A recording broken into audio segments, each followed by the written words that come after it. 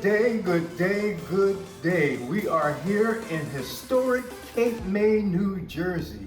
And what makes it even more historic, we're here at the Harriet Tubman Museum. And our tour guide will be with us shortly. None other than Miss Crystal Hines. And my name is Crystal, and welcome to the Harriet Tubman Museum of Cape May. This is the George Howell House. It was once owned by a Quaker man, and then he sold it for a nominal fee to the Macedonian Baptist Church, which is right next door. And then they were able to use it for a parsonage. So as they used it for the parsonage, the last pastor to live here was Reverend Robert O. Davis. And Reverend Davis did some delightful work here. He was able to travel back and forth to Africa many times over. He was learning his own heritage and collecting artifacts. And this is only about 1/8 of his collection here that you're going to see. Then, and sprinkled through the museum as well. But then, before we go into the mask and the rest of the artifacts, I want to share with you, by way of his son, about his life journey. Here you are. On behalf of the Davis family, my brother Kendall, my mother Carolyn, and myself Robert, I want to welcome you to this African art collection. It was put together by my father, Reverend Robert Davis. He was pastor of the Macedonia Baptist Church next door for 47 years. This building was the parsonage where we lived for many years. My father used his ministry and his strong singing voice to teach and uplift his interracial congregation. He believed it was important to bring all people together. He collected these items to showcase his African heritage. In presentations to area schools, libraries, and elsewhere, he highlighted Africa's developed cultures and centers of learning, such as Timbuktu, with its thousands of scholars. Despite a history of slavery, African Americans have achieved remarkable things. I recall my father saying, "Black folks have a spirit that is unbelievable. What other people could have endured what we endured and still rebound?" That history was very personal for him. He often shared his family story, noting his grandmother was born into slavery. The man who enslaved her was her father. But once she was free, his grandmother bought property, made sure her children were educated, and sent her daughters to college. We are happy to have the opportunity to share some of my father's collection with you. Beautiful journey, right? Absolutely. Now, the first thing I want to share with you, Reverend Davis would collect the artifacts, but then he would bring them back to Cape May and share the stories with the local students here. Now, in this time, it was the civil rights era, very progressive for him to do this work. And as he would carry into different schools, community centers, and libraries, you'll see some of these artifacts here. So I'm going to make you like Vanna. Oh, yes. All right, you're going to point to one, and you're going to be like Vanna as well. Just point to one that you like. You can use this wall, that encasing, or that wall over there as well. Masks. I like that one in the middle. All right, that one is actually coming in from the Ivory Coast. Now, when you're looking at this, just think about the African elephant. You see the elephant trunk at the very bottom, and at the very top, you're going to see the symbol that is known for the sign of beauty, the indigra, right here. It is on top of the Afro pick, which is the top of the Afro style hair. Thick, coarse hair, because Africa sits near the equator, and because of that, our hairs grow thicker and more coarse to protect our scalp from any sun damage. And as you see, this style of hair is specific for whichever tribe they're in, their hairs are cut accordingly. Then, as you see this from the Dan peoples, they have certain scarifications, facial scarrings in the forehead, and also in the cheek area, so forehead and cheek. And you're going to see those here in this map. Thank you. What Now, year was that? this one, it does not have the year displayed, I'm not sure. Now, the masks are used for rites of passage ceremonies. For the most part, if a young child is going into adolescent and then adulthood, they're going to have rites of passage ceremonies. Or the adolescent going into adulthood has their facial scarifications. Then they also have their hairs cut a certain way as well, based on which tribe they're in. All right, you pick this time. You can use this wall as well. Okay. So, the first one. Right here? All right, this one here is actually made of hammered metal. And if you look closely, you'll see this is a headdress on top. The face here, this was once repurposed. So take away the face, take away the headdress, and this was once used as an instrument. So think about this. There are leather pieces here, pom-poms on each side, and they would twist it like a baby's rattle, back and forth, and make music. But now, you see the sign of fertility there. You also see the face, and you see the headdress. Headdresses, very important. They were used for spiritual covering and also hierarchy, to tell the story of what place in society you played. Then you also see headdress here, as well as a headdress on River Davis. Now, the other thing is, my favorite one, here. You see the inlaid shells, this one's from the Ivory Coast. And to know this, any mask that has an open eye hole, an open mouth hole, that means it's a wearable mask, okay? So this one was once adorned on someone's face. Over here, the statue. This one is actually coming in from Timbuktu. Now, if you look at this, you see high cheekbones, broad nose, and full lips, prominent Afrocentric features. And, well, he's wearing piercings in his ears because men and women would wear piercings. The piercings started in Africa. They would first use ivory and then go in different animal bone and then go into using metal. So gold, of course, and bronze as well. Now, I said Timbuktu. A lot of people think it's a colloquialism, or maybe they just hear from here to Timbuktu, but it's an actual location. So here you'll see this photograph. This represents the cities of Timbuktu and Djenné in the country of Mali, West Africa. And Reverend Davis would say such a thing. Gather round, folks. My ancestors, uneducated, uncivilized? I think not. In fact, did you know that my ancestors were the ones in the 15th century, 25,000 scholars per year would go into buildings like these. You see, they were the ones to create the institutions of higher learning, whereas they'd study physics, chemistry, history, medicine, mathematics, and this thing called astronomy, where they would even have the protrusions of the building coming out to align with the stars to make more power in the building and the infrastructure. They would build these with their own two hands. No heavy machinery involved.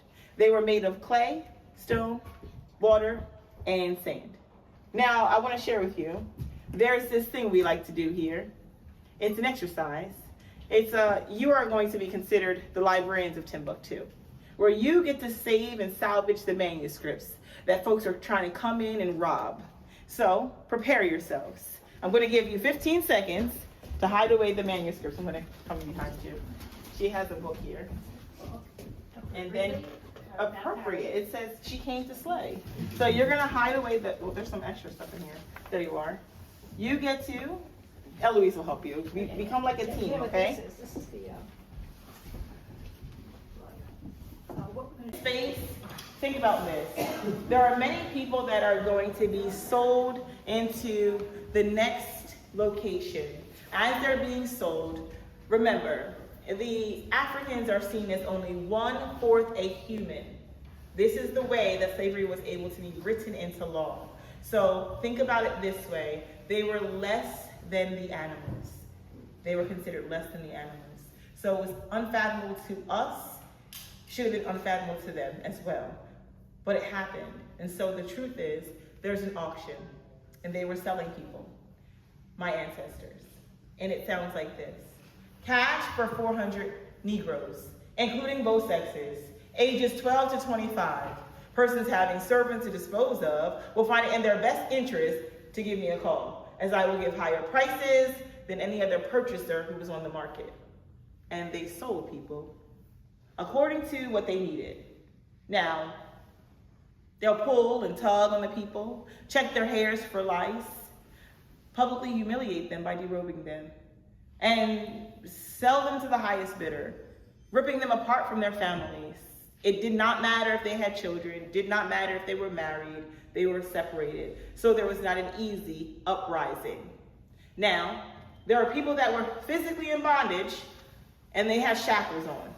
And there were people that were physically in bondage at that time that even though they had shackles, they still decided to make a run for it.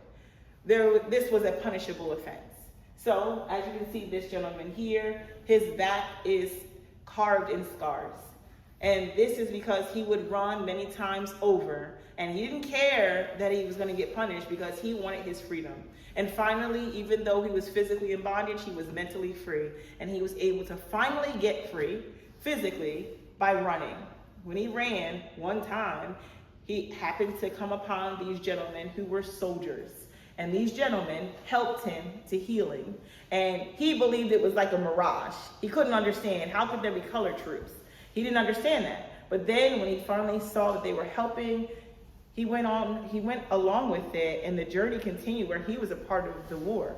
And he was also helping to abolish slavery through that work that he did. So let's give honor to Private Gordon.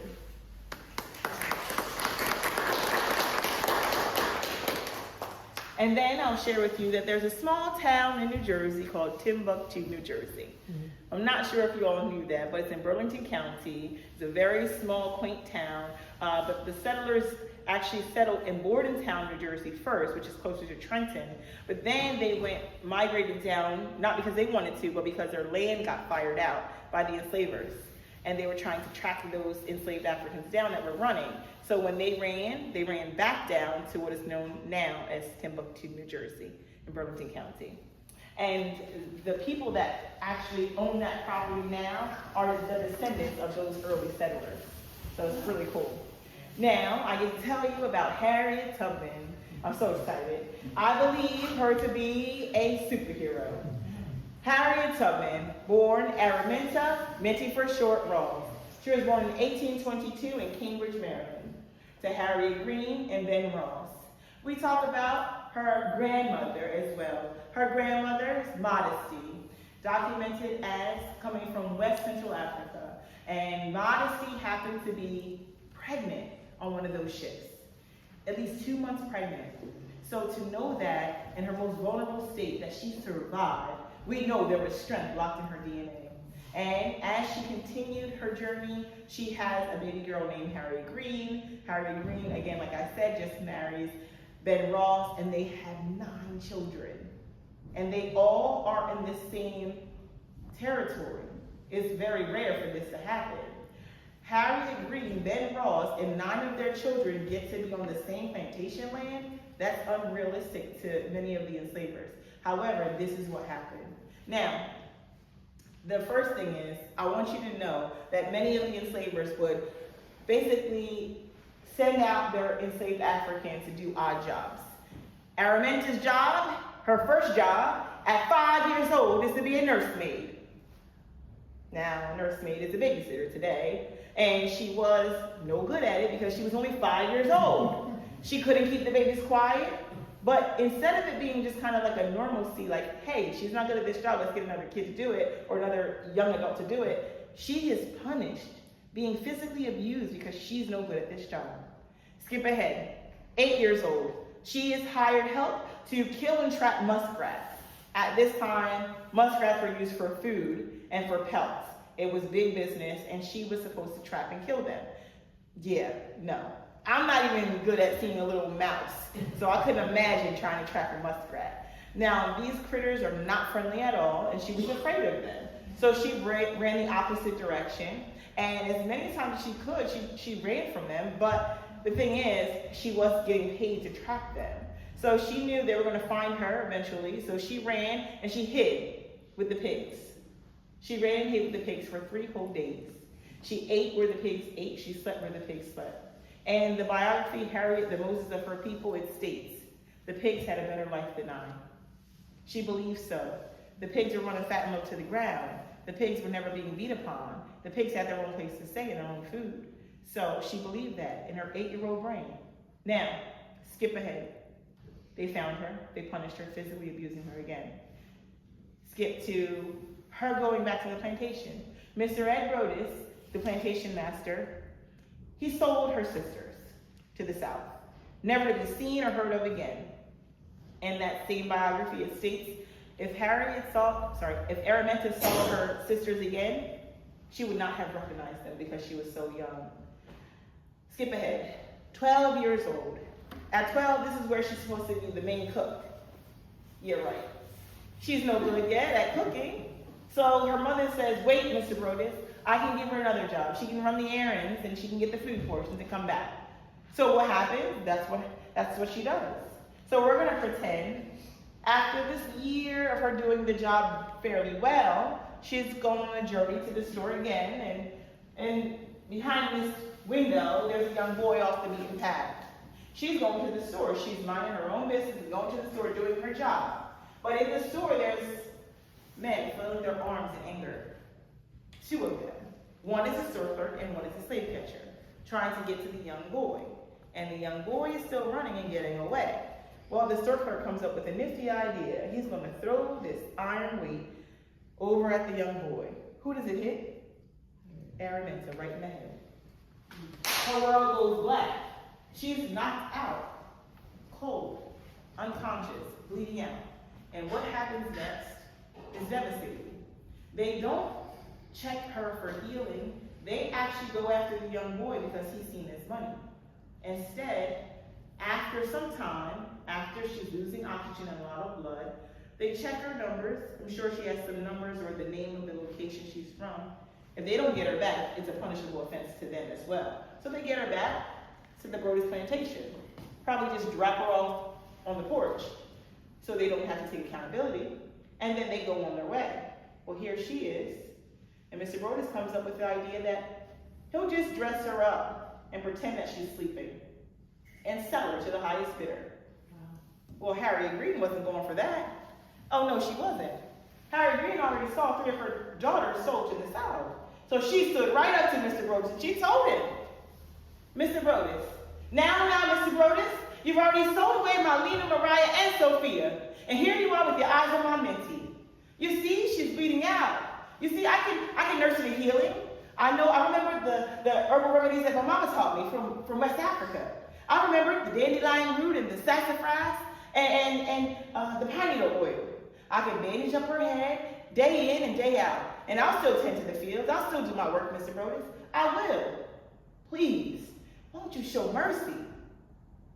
And I believe it was divine intervention because for some reason, he allowed her to stay. And Harriet Green kept to her word. She nursed her daughter to healing.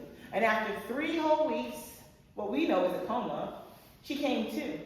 And after those weeks, she wasn't quite the same. You see, she suffered from narcolepsy. She suffered from epilepsy. She suffered from painful headaches and hallucinations. So much so that she was really not able to do much labor at all. But guess what Mr. Brodus got her to do? The hardest, most laborious job there is. Pulling lumber to the shipyard. Pulling lumber to the shipyard at that time happens to be a man's job. There was no Title IX ladies at that time. The men had to do that work. So what happens? Oh, and by the way, how tall are you? 5'2". Stand up. You see, because Araminta was only 4'11", so about 3 inches shorter, 4'11", and she was petite and frank too. So here we are, Araminta pulling the lumber to the shipyard. But guess what? She got stronger and stronger and stronger. So much so that men circled around her in astonishment, trying to figure out how is she doing this work. And the story goes that she just kept getting stronger and better at the duty. However, she didn't want to do it. But she continued because she had to. And then, lo and behold, she has her eyes on this fine fellow. This guy is a free man. He's going in and out of the shipyard at his own will. It was like unfathomable. And, oh, by the way, in the state of Maryland, if you are born free and your plantation owner abides by the law, at a certain age, you are allowed to be free. So he might have been 25, he might have been 35. We don't know that, but we do know that he's a free man. And so at liberty, he comes in and out. But Araminta's still doing her daily work. She sees him. I'm sure they might have a conversation here and there in passing, but not much. But do you know, when the enslavers had their Sunday go to meeting time, the enslaved also have their Sunday go to meeting time. And they had conversations, so much so, they ended up jumping the broom. They jumped the broom. Hold on, I've got a broom right here. Well, it's an umbrella, actually. All right. Do you know each other pretty well? Yes. Great. How many years? 25? All right, you come on this side, you come on this side. All right, on the count of 3. Ready? 1, 2, 3.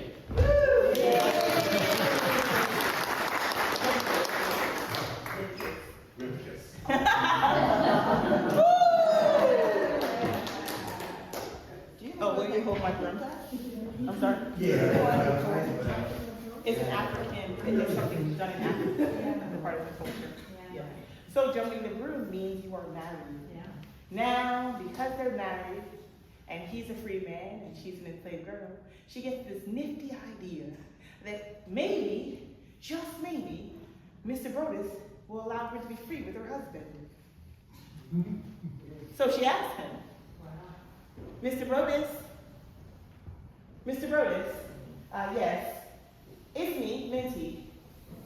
And I was wondering, I don't mean to be a bother or anything, but I was wondering if you know a gentleman by the name of John Tubman. Yes, he's a fine gentleman, he is. And he happens to be my husband, Mr. Brodus. Yes, and being as we're married, and he's a free man, I was wondering, might I be free with my husband, Mr. Brodus? Oh, I see. No, I did not mean to be a bother. I'm sorry I brought anger to you. I'll be on my way to do my work now. What do you think she said? No. Absolutely not. So she goes off and talks to John. John, I was thinking that we run away together. Well, listen, I know I'm angry, Mr. Brodus, and we gotta get out of here. Well, I was thinking we go by the river's edge. I devised a plan. Go by the river's edge, wait there till nighttime, and then we can wait till the daytime and go again. What do you mean you won't go? What do you mean you won't go?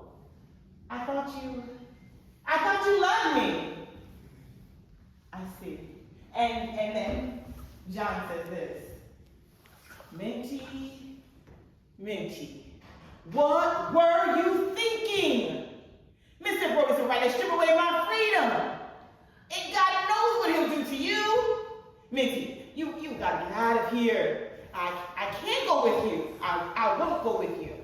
I know where you're going. Minty, I just can't. And then, do you know 2 of her brothers went with her? 2 of her brothers went with her. You knew that story. And, 2 of her brothers went right back. Because you see, the word traveled, by word of mouth, it traveled that they would be unalived if they didn't go back to the plantation. They were very fearful, so they went back. And Araminta slowly traveled back too. She had to. She was out in the wilderness by herself. Until she came up with this idea that I'm going to be free or die. And then she ran.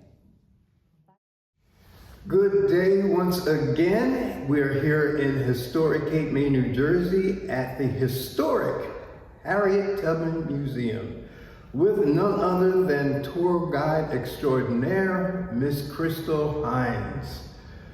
Miss Hines, tell me, what drove you to search out in particular Harriet Tubman? I'm fascinated with her story. I think she was a superhero. Okay. A lot of people don't really know her background. They hear about her latter years, but I get to indulge them in the story of her younger years and the unprecedented steps that she took to freedom. There are a lot of, I would say, what would you want the young folks to know more about Harriet Tubman? I would like them to be interested in her history, just knowing that she was really thinking about this out of the box, and she was really a revolutionary, because for her to do this at that time, for her to even think about doing this at that time, she was really sacrificing her life. So for them to know that she took the risk and she helped so many people just because she had that thought and that idea, and then she went with it. All right. Now, during your tour presentation, you gave facts that we weren't able to find. Well, see, when I was coming up, it was encyclopedias, but now Right. folks have Google and everything. Yeah. Where did you get your information from? Well, there's some books, Harriet, the Moses of Her People, She Came to Slay. There's many different researchers that really dive into her background. And so I've been able to, throughout the 5 years of my time doing this, research a lot of her history. And I Google search things too, just to make sure that I'm up to date and current with the history. But just finding that research is really enticing to me, and I just keep finding more and more. So if I can give a snippet to a little kid that's come through the museum or an adult that's never heard the history before, it's really amazing to me. All right. In that spirit of Miss Tubman, are there any Black women today that inspire you? Oh, today, I would say people like Michelle Obama. I think she's an amazing person. I think Hannah Nicole Jones is an amazing person to take the journey through slavery and tell the story through the 1619 Project. Yeah, those are two that stand out to me. Okay. Dawn Staley too. I'm a sports nut, so Okay. yeah, Dawn Staley is amazing. Yes, she's from the area. Yeah. I would ask, this administration has done the beginnings of trying to erase our history and our culture. Has that drifted this way in any form? I don't believe so in the city of Cape May, but I do know in Philadelphia it has. Yes. And so the wonderful thing is their mayor has put together folks to put it back into the sites that they belong and salvage the history. The erasure is so sickening to me, it's so sad, but what my job is, my role is to keep it alive, and by way of storytelling, you know, the griots in Africa, the griots all throughout the world kept it through the way of storytelling, kept the history, and so that's my role, and I believe that I was put on this earth to do that job. And you've done it excellently. Thank you. Thank you so much. How long did Miss Tubman stay in the Cape May area? It appears that it's about 4 or 5 years that she's been back and forth here. Okay. Yeah. And if a school or a church or a group wanted to come and take the tour of the museum, how would they go about it? I tell them to get in touch with our executive director, Cynthia Moloch, and then from that point, they would get a group rate and then tell them to request Crystal so that I could teach them, because I love teaching the youth about it. I just see the light bulbs go off in their minds, and I also think being a teacher for 22 years in the realm of K through 12, I've been able to really capture them and really indulge them into the history where it's interactive, and so they get more excited, I think, from just storytelling. Okay. Yeah. Now, I'm biased because I've only seen you do it. Are there others? Yeah, there are a few gentlemen that do it as well. One happens to be from this city, and his name is Hampton. And then we have another gentleman by the name of Clayton that does it as well. Okay. Yes. And are there any direct correlations, I guess, with Miss Tubman's children with the museum, or at this point would be great-grandchildren? Not right now, no. I've met a few on my journey through hearing historic reenactments elsewhere, but not currently here, no. Okay. Well, I thank you so my pleasure. much Thanks for having me. taking time out of your schedule. Absolutely. And we want to keep the history alive.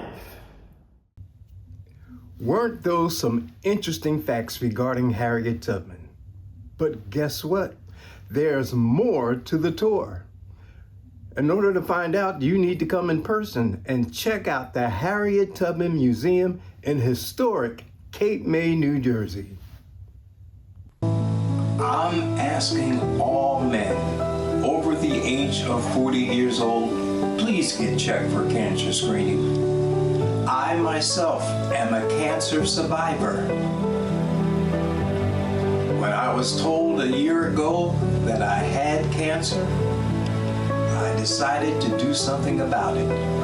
I didn't wait till the last minute, and unfortunately too many men wait until the last stages before they go to the doctor. So get your blood levels checked. Have your cancer screenings done. Be around for yourself, be around for your family, and be around for what God intended you to do. Be a hero. Get checked.